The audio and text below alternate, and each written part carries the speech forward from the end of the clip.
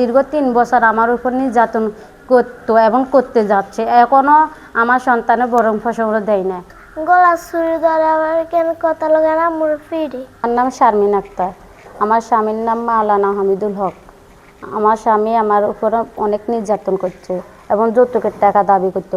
উনি জামাত ইসলামের এমনকি উনি জামাত ইসলামের সাথে রাজনীতির সাথে উনি জড়িত।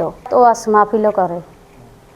এমনকি আমি ওর বিচার চাই, এবং বিচার চাই। উনি ৩ বছর পরে ক্রিয়া করছে, তখন আমি সন্দেহমূলক হেরে ধরছি। ধরার পর উনি স্বীকার যায় না অনেক। তারপর আবার আমি ওনারও ধরা দিছি। আমি বলছি আপনি বিয়ে করা ঠিক নেই, আপনি বলেন। তারপর উনি স্বীকার গেছে উনি বিয়ে করছে। ফেসবুকে নোয়াখালী মানে মাওলানা হামিদুল হক নোয়াখালী, উনি 3 বছর পরে ক্রিয়া করছে। পরে ক্রিয়ার পরে আমি তারে এবং ধরা দিছি, আপনি অন্য মহিলার সাথে কি জড়িত আসেন, আপনি বাড়িতে ঘরেতে বাড়ি ঘরে আছে আয়তো না, আমার পান পোশাক সে উনি দিত না।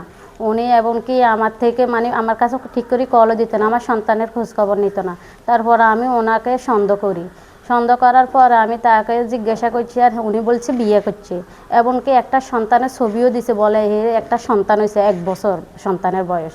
তো গত মাসের 19 তারিখে উনি বিয়ে করে, আমরা কাগজপত্রের প্রমাণ পাই। এমনকি হে মহিলার কাবের নামও আমাদের কাছে আছে। আমরা যেটা জানতাম উনি পরকীয়া করতো, এবং আমরা জানার পর উনি 2 মাস পরে উনি বিয়ে করে। উনি 3 বছর ওই মহিলার সাথে অবৈধভাবে সম্পর্ক জড়িত ছিল। আমরা খোঁজখবর লই জানতে পারি উনি 3 মাস পরে বিয়ে করেন। সে জামাত ইসলামের সাথে রাজনীতির সাথে জড়িত।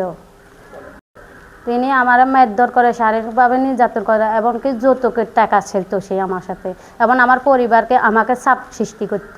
আমার এদের মারতো, আমার ছেলে আমার মেয়েরও ধরতো। আমার ছেলে আমার মেয়ে চিল্লে কান্দি উঠতো, হেরে যেত, আমার পিটতো, আমার গা তাক তুলতো। এইসব কাজকর্মের জন্য আমি আদালতে তার জন্য মামলা করছি। আমি আইনের আশ্রয় নিয়েছি। আমি আদালতে এটা সুষ্ঠু বিচার চাই। এটা যেন প্রশাসন এবং এটার সুষ্ঠু বিচার, এটার আমি সুষ্ঠু বিচার চাই প্রশাসনের কাছে, এবং আমি দেশ মহলে সবার কাছে। আমি আমার বাচ্চা দুনুর দিকে তাকাইয়া আমি এটা সুষ্ঠু একটা বিচার চাই। পিঠে আবার কেন মতন টাকা চাই, আর কেন গলা ছুরি ধরে আবার কেন কথা লাগে না মোর ফিরে। ঘরে কেন কাপড় চাপড়তে কিচ্ছু দেয় না।